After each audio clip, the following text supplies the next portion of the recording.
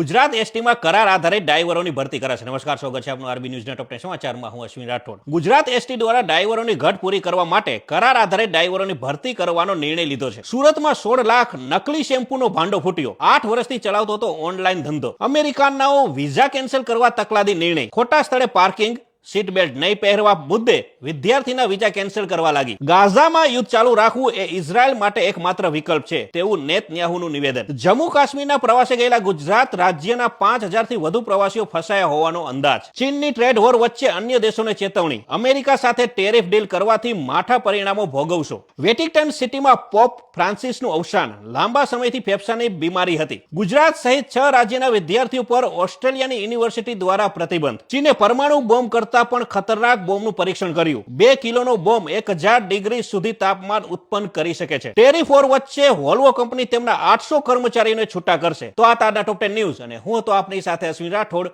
Jay Hind, Jay Bharat.